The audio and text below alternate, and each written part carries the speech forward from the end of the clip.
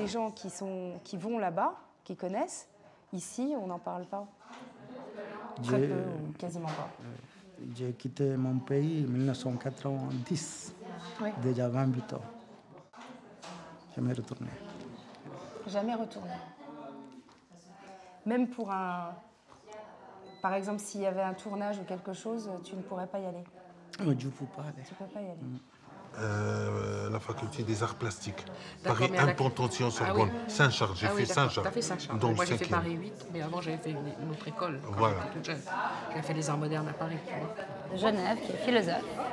Et vous êtes philosophe ou musicien? C'est plutôt philosophe que musicien, mais en fait, je suis artiste, peintre, illustrateur. Ah bon? Ah, bravo. Pas mal engagé dans l'humanitaire et parfois organisateur d'événements solidaires. Mieux que Léonard de Vinci, vous savez tout faire. Pas chanter, ni faire de la musique encore. Et en philosophie, qu'est-ce Non, que... mais C'est ça que j'aime beaucoup, en fait, dans toutes ces nouvelles. C'est les personnages qu'on voit qui semblent un peu lisses, un peu transparents, et puis en fait, on découvre leur vie passée, et là, c'est carrément autre chose, quoi. J'aime bien ce genre de personnage. Mon livre, le Beau Monde, qui a été publié chez Albin Michel. Et comme je suis genevoise, c'est une grande fête pour moi d'avoir un roman publié dans une grande maison d'édition parisienne. Mais c'est mon 6e ouvrage, j'ai un petit peu de bouteille. De la Caraïbe. Ah oui, intéressant. On va écouter. Donc, il a créé le jazz antillais. Et vous avez emmené un CD, un truc, quelque chose? Il est sur YouTube. D'accord. Donc on ne peut pas le faire écouter ici. Mais c'est bien d'avoir publié un recueil de nouvelles en France, c'est pas facile. Mon premier livre, c'était un recueil de nouvelles. Albin Michel, qui ensuite m'a demandé d'écrire, parce que vous avez lu mon recueil de nouvelles, me dit ah, mais vous auriez pu nous l'envoyer, je l'avais fait. Et, je dis non, j'ai la preuve, j'ai votre lettre de refus, je peux vous la procurer là. Et je pense que les nouvelles, c'est pas un genre qui est très valorisé en France. Alors que et encore la poésie, il me semble qu'il y a une certaine noblesse que les Français apprécient. Alors que les nouvelles, c'est pas donc ça, oui, c'est une petite niche. Mais l'éditeur trouve ça digne. Alors que les nouvelles, ça plaît beaucoup aux anglo-saxons. Et en France, c'est vraiment le bon roman.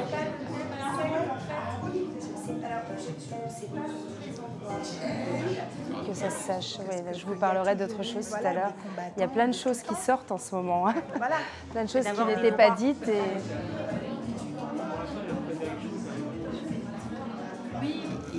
Oui, parce que les droits n'étaient pas du tout les mêmes dans les années 60. C'est vrai ce que tu dis. C'est juste. Par exemple. La sécurité sociale, par exemple, les droits pour la santé n'étaient pas actés. Donc il a fallu les salaires n'étaient pas les mêmes. Il y avait il a fallu des militants. En fait. Bienvenue à l'Afternoon Tea de mai. Je vais essayer de vous présenter le concept qui est un peu particulier, qui est un mélange avec l'Afternoon Tea anglais et avec une pointe française et aussi une pointe antillaise parce que nous sommes tous les deux des Antilles, donc nous rajoutons au niveau de la nourriture, vous allez remarquer qu'il y aura une petite pointe de piment. Pour tout le monde. Donc c'est quoi le concept? Comme vous avez pu remarquer, ça prend beaucoup de temps à démarrer, mais c'est fait exprès. Parce que les gens, de nos jours, à part passer leur temps sur le téléphone, on a la preuve là, prendre des photos, envoyer des SMS, ils n'ont pas le temps de parler. Et j'ai remarqué que lorsqu'on met en situation les personnes, comme ce soir, on a beaucoup de difficultés à vous faire parler, à vous faire vous présenter et tout ça. Donc l'afternoon tea, ça commence toujours comme ça. C'est-à-dire qu'on a l'impression qu'il ne se passe rien, mais en fait, je suis en train de vous observer, nous sommes en train de vous observer pour savoir si vous arrivez à communiquer, si vous arrivez à entrer en contact, voir qui est qui et qui fait quoi. C'est le principal, c'est la base de l'afternoon tea de Pluton Magazine et de la Cure Officine. Alors aujourd'hui, nous allons recevoir une cinéaste qui se cache, c'est Caroline Chou. qui va présenter son film Crank. Nous avons Annie Joly-Monté, qui va nous présenter 2 œuvres Arsenal, oui, tout à fait. Et Perspective. Donc, elle va nous parler de ça un peu. En fait, le système est fait par rapport aux rubriques du magazine. C'est-à-dire que le magazine a certaines rubriques. Donc, le mois dernier, nous avons fait sur la littérature et la peinture. Et ce mois-ci, c'est le cinéma, en combinaison avec le Festival de Cannes qui vient de se terminer. Donc, on a mis le thème de cinéma et on a mis aussi la littérature. Mais pourquoi la littérature? Avec Laure Crozet qui est ici présente et qui va nous présenter Le Beau Monde, un roman qui a été publié au mois de mars chez Albin Michel. C'est parce que j'ai beaucoup aimé ce roman, parce que j'ai lu, c'est écrit d'une façon cinématographique. Et donc j'ai pensé que c'était bien de rajouter Laure et de mettre en contact Laure avec Caroline Chou, qui n'ont pas la même vision des choses, parce que c'est tout à fait différent. Mais aussi parce que nous sommes dimanche de la Pentecôte. Et si vous avez eu le temps de tourner, de regarder, et vous allez remarquer quelque chose par rapport à ce roman, c'est qu'il y a pratiquement tous les chapitres font appel à la religion. Donc ça commence baptême, vous avez Eucharistie, vous avez confirmation, c'est sur les chapitres. Donc c'est ça qui m'a frappé dans ce roman, et ça tombait parfaitement bien avec la Pentecôte. Donc elle va nous expliquer, après avoir présenté, après Caroline, son roman et l'histoire de Louise. Il n'y a pas d'affinity sans thé, bien entendu. Et je vais vous faire passer j'essaie de ne pas bouger trop. Le thé qui est à l'honneur, c'est Bella Flora, qui est présenté par Michel Jean-Baptiste, mais qui ne pouvait pas être là aujourd'hui, parce qu'il y a eu un problème, et qui est partenaire de Pluto Magazine et d'Acure Officine pour ce concept-là jusqu'au mois de septembre. Et après, on va changer de thé. Je fais passer, vous allez voir. C'est associé aussi à un livre qui s'appelle Bella Flora. Ce sont des citations, des poèmes, des recettes, de secrets de beauté et de santé. Et puisqu'on parle de secrets de beauté et de santé, sans transition, je vais passer la parole à Madame Compère, qui va nous présenter secrets de bonté et santé, et garder votre jeunesse, commencez à vivre. Bonsoir. On est ravis de vous accueillir ici. Le concept a été décrit par Dominique. L'idée, c'était de réunir des amis le dimanche après-midi. C'est le jour où on n'a pas toujours des choses à faire. C'est un petit peu le jour entre deux, c'est la fin de la semaine, en même temps c'est la veille du lendemain de travail. Et les gens ont toujours un petit peu de blues. Et on se disait, pourquoi ne pas donner un peu d'énergie, de vie? Pourquoi ne pas apporter un peu de gaieté, de bonheur pour pouvoir commencer cette semaine avec beaucoup plus de bonne humeur, beaucoup plus de joie. Et surtout avec un peu plus de camaraderie. Voilà. L'idée de ce concept est née de là. Donc, lorsque Dominique m'en a parlé, j'ai trouvé ça extraordinairement intéressant. Je reprends ce qu'il vient de dire tout simplement. Chaque mois est un thème différent. Je les découvre parce que c'est lui qui fait tout. Je vous avoue une chose, c'est tout. Moi, j'ai une autre activité, ça veut dire que j'écris.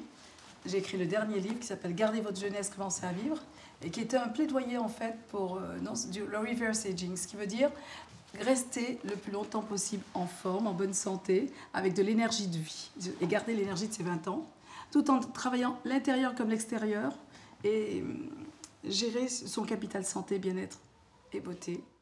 Et l'idée, c'est de maintenir ce capital le plus longtemps possible. Donc ça, c'est garder votre jeunesse, commencer à vivre. Et l'Acure Officine est une marque de soins qui vient, dans cette philosophie, apporter des produits, une philosophie et également des services beauté, santé, bien-être. Arriver au XXIe siècle avec une marque qui ne soit pas simplement superficielle, qui ne soit pas une marque de beauté et de superficielle au sens où uniquement cutanée, mais aller au sens profond. Ça veut dire retrouver l'équilibre interne et externe à travers une méthode qui associe rééquilibrage interne, rééquilibrage externe et en même temps soins nutritionnels. Alors on va demander à Caroline Chou. Caroline. Alors j'ai lu et vu ce que tu as fait au niveau du film, j'étais extrêmement étonnée. Alors je te laisse en parler. Oui, donc alors je m'appelle Caroline Chou, je suis réalisatrice et scénariste. C'est-à-dire qu'en fait, tous les films que j'ai pu réaliser, j'ai écrit les histoires. Et là, en fait, le dernier film que j'ai réalisé est sorti en salle à Paris, le 14 février. Et donc c'est un long métrage qui s'intitule Krank. Krank, c'est un terme allemand qui signifie malade. Et donc c'est l'histoire d'une jeune femme, d'une ancienne jeune femme toxicomane qui est berlinoise et qui est envoyée par son père à Paris pour vivre chez son oncle, qu'elle connaît à peine, et qui s'occupe de jeunes toxicomanes comme elle. Et on va donc suivre cette jeune femme à Paris, et on va découvrir qu'elle vivait à Paris quand elle était enfant, avec sa famille, et qu'un drame est arrivé à Paris quand elle avait 6 ans, et qu'elle a dû quitter Paris précipitamment avec son père pour fuir ce drame. Et elle retourne en fait sur les lieux mêmes de son enfance, et par hasard, elle va découvrir un lourd secret, et ce lourd secret va changer totalement sa vie. Donc ça, c'est le film que j'ai réalisé cette année, qui est sorti pendant à peu près 1 mois au Saint-André-des-Arts. Et actuellement, je suis à la recherche d'acheteurs, et notamment en contact avec des personnes qui pourraient vendre le film à Netflix. Mais je suis réalisatrice depuis longtemps, ça fait une dizaine d'années que je fais des films. Et j'ai d'autres projets de long métrage, notamment un projet que j'aimerais développer sous forme de roman, pour pouvoir après démarcher pour trouver des producteurs, parce que c'est un roman d'anticipation, et l'anticipation est quelque chose qui coûte assez cher en fait à réaliser. Et donc j'aimerais dans un premier temps écrire le roman, et si le roman plaît, trouver des producteurs pour développer le projet du film. Voilà. Des questions? Caroline? Des questions? Oui. Comment tu fais pour trouver des financements pour faire ton long métrage? Alors j'ai dû les trouver toute seule, en fait. J'ai dû autoproduire mon film. Donc c'est pour ça que le film, en fait, a mis beaucoup de temps à se faire. Et j'ai mis 4 ans à terminer le film. J'ai été beaucoup aidée, parce que je connais pas mal de personnes dans le cinéma, beaucoup de personnes qui m'ont aidée. Et là, j'aimerais quand même pour les prochains projets ne pas avoir à refaire ce parcours du combattant et trouver des producteurs extérieurs. Parce que déjà être scénariste et réalisatrice, c'est double casquette, mais devenir productrice aussi de son film, c'est encore un autre métier, et c'est vraiment dur. Voilà.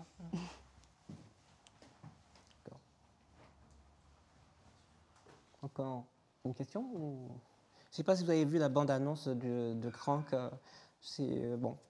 Au départ, on a vraiment, même au niveau de la musique, au niveau des images, on a l'impression que c'est un film qui va parler uniquement de drogue.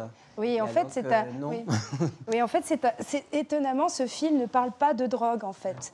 La drogue, c'est un prétexte, c'est le médicament que cette jeune femme prend pour supporter une situation insupportable, mais on va le découvrir au fur et à mesure de l'histoire.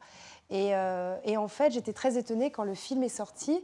J'ai eu l'occasion à plusieurs reprises de parler avec le public, et je me suis rendu compte que ce film touchait toutes les générations. Parce que parfois, dans la salle, il y avait des gens de 80 ans. J'étais très étonnée d'ailleurs qu'ils viennent voir Krank par rapport au synopsis. Et en fait, ces gens étaient très, très touchés par l'histoire. Parce que ça traite de secrets de famille. Et on s'aperçoit qu'on a tous des secrets de famille. Et donc, finalement, c'est un film universel. Voilà. D'accord. Merci beaucoup, Caroline. On va passer à Laure.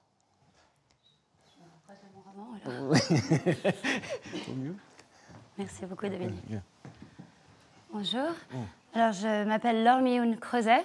Donc, j'ai un prénom à la fois coréen et suisse, enfin francophone. Voilà, donc j'ai écrit Le Beau Monde pour les éditions Albin Michel. C'est mon premier roman publié en France dans une grande maison parisienne. Sinon, c'est mon 6e ouvrage.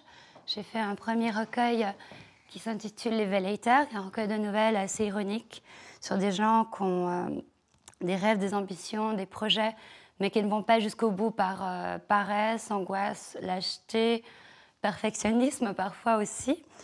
Voilà, et c'est comme ça qu'il a été repéré. En fait, le grand directeur de la maison Albin Michel a lu cet ouvrage-là, que Jean-Christophe Granger, l'auteur de Polar, lui avait remis. Et comme il a adoré, il m'a contacté et je me suis lancée. J'ai tout arrêté, tous mes petits jobs, etc. Je me suis aussi un petit peu endettée comme ça, j'ai emprunté. Rien n'est facile. Et j'ai écrit Le Beau Monde. Donc, Le Beau Monde est l'histoire... donc, le titre est ironique, hein, il a l'air assez charmant comme ça, mais c'est un ouvrage assez caustique qui relate des noces où la fiancée ne vient pas.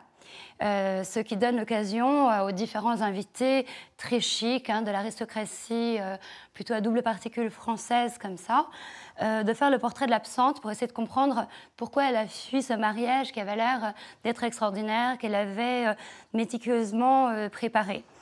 Et donc, il y a des mets, c'est pour ça que c'est la seule chose qui ressemble à cet instant-là, c'est que les mets sont somptueux, le lieu est beau, mais la compagnie est un peu moins charmante, car les personnes vont un peu faire le portrait de l'absente pour savoir pourquoi elle n'est pas venue, mais vont se lâcher, vont raconter leur rapport à elle, leur rapport au monde, vont se vanter et vont aussi un peu se venger. Donc, le roman est organisé selon 7 chapitres, qui sont les 7 sacrements. Mais c'est plutôt pris de façon laïque, c'est-à-dire que je vois la société comme un lieu où a lieu des sortes d'initiations. Si vous voulez, on est un peu baptisé, puis confirmé, etc. Bon, ça finit mal, il y a l'extrême-onction à la fin du roman, je vous le dis tout de suite. Donc, on ne va pas faire un jeu de piste aujourd'hui, je crois que ce ne sera pas du Agatha Christie, mais voilà, c'est aussi un roman donc, sur la perception, puisque chacun a une perception de l'absente, c'est-à-dire que le personnage principal du roman n'est pas là, ce qu'on appelle une arlésienne. Elle est décrite par les autres. Le lecteur devra, en fonction de ses affinités avec un personnage ou avec l'autre, se faire sa propre opinion. Il y a des gens qui pensent que c'est une perfide, vraiment une femme cruelle, fatale. D'autres pensent que c'est une petite sotte parvenue. Vous me direz, vous, une fois que vous l'aurez lu, ce que vous en pensez. C'est aussi surtout un grand hommage à la littérature et au cinéma, parce que je suis une immense cinéphile. Je regarde presque 5 films par semaine, donc j'ai peut-être le temps de lire 1 ou 2 romans par semaine. Donc je suis beaucoup plus cinéphile, cinévore. Donc il y a des références à Carpenter, De Palma, Tarkovsky, etc. Pas tellement pour être pédante, c'est-à-dire que ceux qui les reconnaîtront rigoleront, les autres se diront bon, qui est ce monsieur, peut-être iront voir les œuvres de ces créateurs. Voilà, c'est aussi un roman sur la gourmandise, sur les péchés capitaux et aussi sur l'écriture. Parce qu'au départ, moi, j'étais 17e-iste, donc je m'intéressais, par exemple, au caractère de La Bruyère, comme ça, de portraiturer les gens avec des formules un peu cinglantes, un peu rigolotes. Et c'est ce que j'ai essayé de faire dans ce roman. Vous avez raison. OK. Merci. On va passer la parole à Annie. Et juste avant, c'est pour dire qu'il manque, il y a Sarah Paone qui va arriver plus tard, c'est la soprano, et donc qui fera une petite intervention avec la musique. Petite intervention musicale. Voilà. Alors, on va passer à Annie. Donc, moi, je m'appelle Annie Joly-Montet, je suis artiste peintre. Avant d'être artiste peintre, j'étais professeure d'art plastique parce que c'est bien difficile de vivre de son art, mais je peins depuis l'âge de 12 ans, donc vous voyez, avec tout un cheminement artistique entre les écoles, la fac, voilà. Donc là, je vous présente deux œuvres donc, qui sont pendantes, puisque je représente, je ne sais pas si vous remarquez, c'est l'Arsenal de Venise. Tous les 2 ans, je vais donc à la Biennale parce que les artistes en général aiment les autres artistes et aiment bien les regarder. Et donc cet arsenal est un lieu que je trouve tout à fait magique, avec vraiment énormément d'artistes qui s'y présentent, mais il y a toute une atmosphère comme ceci, et j'ai voulu la représenter. Alors, je n'ai fait qu'un point de fuite, justement, pour qu'on ait vraiment cette perspective. Dans l'arsenal, vous avez un espèce de petit port dans lequel il n'y a pas de bateau d'ailleurs, mais qui prête à rêver. Et comme c'est un endroit que j'aime énormément, j'ai voulu le décrire de cette manière. Alors évidemment, c'est très abstrait, c'est mon univers. Hein. Je présente souvent mes peintures avec un dégradé de couleurs. C'est un peu ma signature. Et en général, les tableaux que je fais, c'est en fonction des sentiments que je ressens par rapport à des circonstances ou par rapport à des lieux que je trouve comme ça un petit peu magiques. Alors j'ai toutes, vous pouvez aller voir, parce que je suis sur Internet, donc sur Google, vous pouvez vous taper Annie Joly-Monté, vous tombez sur ma galerie, et vous verrez qu'il y a une succession comme ça d'œuvres qui sont souvent assez différentes, parce que j'ai travaillé notamment sur l'Afrique.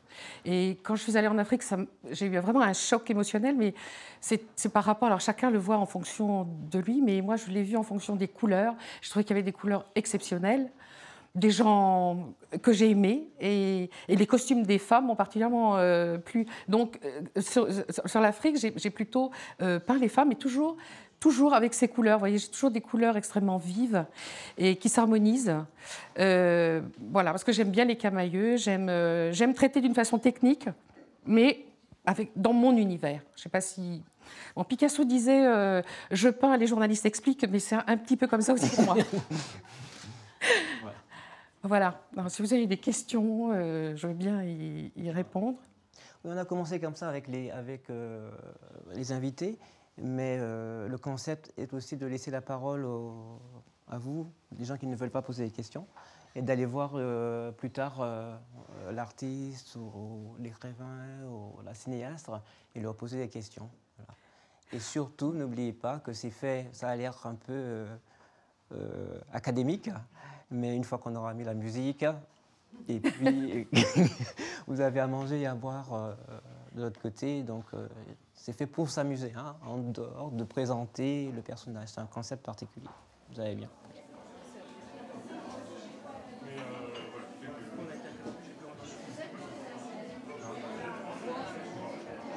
D'accord. J'enseigne la philosophie, puis j'ai aussi un cours d'option de bioéthique. D'accord. Donc aussi avec le thème de la maladie et tout ça. Même si c'est très... Énormément, je vous dis. Bon, ils ont fait tant de choses pour se construire comme ça, et j'avais envie un peu de me construire comme eux, quoi. Et de trouver mon propre chemin. Le premier court-métrage que j'ai fait avait été sélectionné à Palm Springs, aux États-Unis, qui est un festival très très important et qui est reconnu par le CNC. Présenter un peu, je ne vais pas vous dire les 4 éléments parce que ce serait prétentieux, mais c'était comme ça, c'était un cheminement du sol au ciel, un peu comme dans Botticelli avec les 4 éléments. Je ne l'avais pas payé cher, c'était un modèle zéro. Ah oui.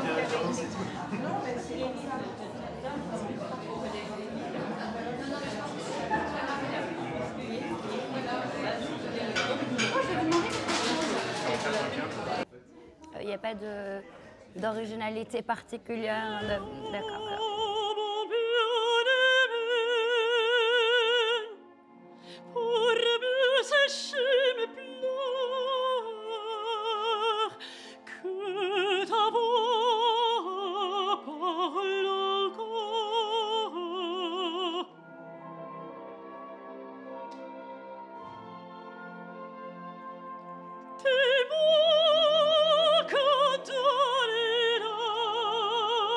Tu